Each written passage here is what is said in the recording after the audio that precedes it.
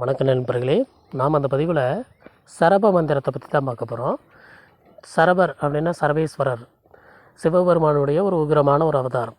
நரசிம்மருடைய உக்கிரத்தை தணிக்க எடுத்த ஒரு அவதாரம்னு சொல்லலாம். கண்ட பேரண்டத்தோடு போரிட்ட ஒரு அவதாரம். இப்போ இந்த சரபமூர்த்தியை வணங்குறதுக்கு நம்ம தேய்பிர அஷ்டமி அன்னைக்கு தான் வணங்கணும். இந்த சரபமூர்த்தி வழிபாடு செய்கிறதுனால நம்மளுக்கு எதிர்ப்புகள், எதிரிகள் எப்பேற்பட்ட வகையிலையும் நம்மளுக்கு எந்த வகையிலையும் எதிர்ப்புகள் நம்ம கிட்ட நெருங்காது. அதாவது தன்னை மிஞ்சிய ஒரு ஆற்றலை செயல்பட வைக்காது. எவ்வளோ பெரிய சக்தியாக இருந்தாலும் சரி, தனக்கு மிஞ்சிய ஆற்றலை செயல்பட வைக்காது. அந்தளவுக்கு ஒரு வேகத்தை உள்ளது, ஒரு பலமான ஒரு வழிபாடு இந்த சரபேஸ்வரர் வழிபாடு. மனபயம், மனநடுக்கம்லாம் தவிடுபடி ஆகிடும். அந்த வழிபாடு செஞ்சாலே போதும், மன நடுக்கம்லாம் தன்னால் தேர்ந்து போயிடும். அந்த மூர்த்தியை நேருக்கு நேர் பார்த்தாலே நம்மளுக்கு அந்த மன பயம்லாம் நீங்கி போயிடும். அந்தளவுக்கு ஒரு உக்கிரமான ஒரு அவதாரம்.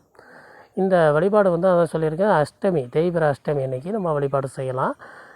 இதுலேருந்து ஒரு தொடர்ச்சியாக நம்ம ஒரு 11 நாள் வழிபாடு செஞ்சால் இந்த மந்திரமாகப்பட்டது அதோடைய செயல்பாட்டை காட்டும். நம்மளுக்கு தொடர்ச்சியாக தேய்பிர அஷ்டமிலேருந்து தொடர்ச்சியாக 11 நாள் தினசரி 1008 ஒரு விதம் 11 நாள் செஞ்சால் அந்த மந்திரமாகப்பட்டது வெற்றி அடையும். அதற்கான பலன்களை நம்ம கண் கூட பார்க்குற அளவுக்கு இருக்கும்.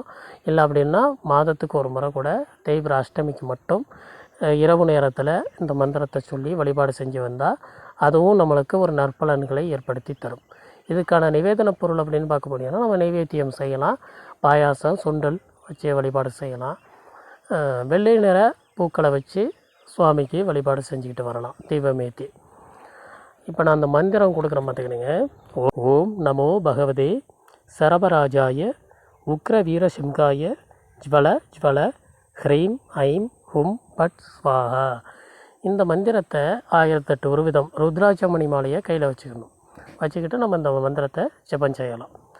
நான் சொன்னது மாதிரி இந்த 11 நாள் பூஜைகள் செய்ய முடிந்தாலும் செய்யலாம். அல்லது மாதத்துக்கு ஒரு முறை தேய்பிர அஷ்டமிக்கு மட்டும் கூட இந்த வழிபாடை நம்ம செய்து வரலாம்.